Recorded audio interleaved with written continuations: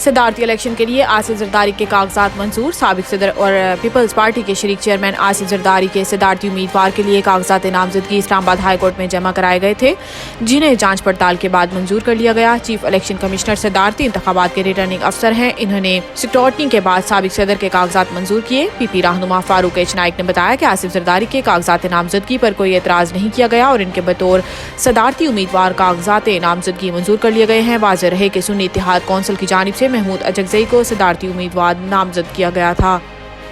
ذاتیات کی بات ہوگی تو بات بہت دور تک جائے گی۔ اسپیکر ایاز ہادی کی سربراہی میں ہونے والے قومی اسمبلی کے اجلاس میں بلاول بھٹو نے اظہار خیال کرتے ہوئے کہا ہے کہ آج صبح پتہ چلا کہ محمود اچکزئی کے گھر کوئی چھاپا پڑا ہے، اس کی مذمت کرتا ہوں۔ محمود اچکزئی صدارتی امیدوار ہیں۔ اس پر ایاز صادق نے کہا کہ مجھے اس معاملے کی کوئی اطلاع نہیں۔ اس دوران محمود اچکزئی نے اظہار خیال کرتے ہوئے کہا کہ نہ میں نے کوئی جذباتی تقریر کرنی ہے، نہ کسی کو بے عزت کرنا ہے۔ ہمارا گھر پر 15 سال سے لڑائی ٹھونس دی ہے، ہمارے 200 افراد مرے۔ انہوں نے کہا کہ یہ ملک ایک جماعت سے نہیں چلے گا، ملک کو بحران سے نکالنا ہے تو آئیے مل کر بیٹھیں۔ اس پارلیمنٹ میں جاسوسی اداروں کا کوئی کردار نہیں ہوگا۔ اس دوران سنی اتحاد کونسل کے عمر ایوب کا کہنا تھا کہ میں وزارت عظمیٰ کا امیدوار تھا، کل میری تقریر بار بار روکی گئی، شہباز شریف کی تقریر نہیں روکی گئی، کیا وہ آسمان سے اترے تھے کہ ان کی تقریر نہیں کاٹی گئی؟ اس پر میں تحریک استحقاق پیش کرتا ہوں۔ آئی ایم ایف کا دواؤں اور پیٹرولیم مصنوعات سمیت متعدد اشیاء پر 18% جی ایس ٹی نافذ کرنے کا مطالبہ۔ تفصیلات کے مطابق بین الاقوامی مالیاتی فنڈ نے ایف بی آر کو کئی درجن اشیاء کو جنرل سیلز ٹیکس کی 18% کی معیاری شرح میں لانے کی سفارش کی ہے، جن میں غیر پروسیس شدہ خوراک، اسٹیشنری اشیاء، ادویات، پی او ایل مصنوعات اور دیگر شامل ہیں۔ آئی ایم ایف نے اندازہ لگایا کہ جی ایس ٹی کی شرحوں کو معقول بنانے سے مجموعی ملکی پیداوار کا 1.3% محصول حاصل ہو سکتا ہے، جو قومی خزانے میں 1300 ارب روپے کی برابر ہے۔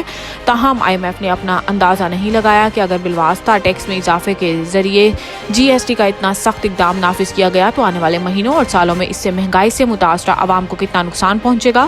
آئی ایم ایف کی سفارشات میں 5ویں شیڈول کو ختم کرنے، 6 شیڈول کی چھوٹ ختم کرنے اور سیلز ٹیکس کے 8ویں شیڈول کے تحت ٹیکس کی کم کردہ شرح کو ختم کرنے پر روشنی ڈالی گئی۔ ملک کو بحرانوں سے نکالنے کے لیے گالم گلوچ نہیں، بات چیت کرنی ہوگی۔ قومی اسمبلی میں اظہار خیال کرتے ہوئے بلاول بھٹو زرداری نے کہا کہ انگریزی کہاوت ہے کہ تاریخ اپنے آپ کو دہراتی ہے۔ میں اپنے خاندان کا تیسری نسل کا نمائندہ ہوں جو اس ایوان میں منتخب ہوا ہوں۔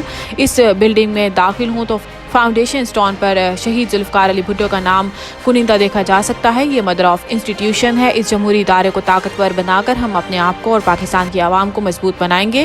انہوں نے کہا ہے کہ اس ادارے کو کمزور کر کے ہم نہ صرف اپنے آپ کو بلکہ جمہوریت کو کمزور کریں گے۔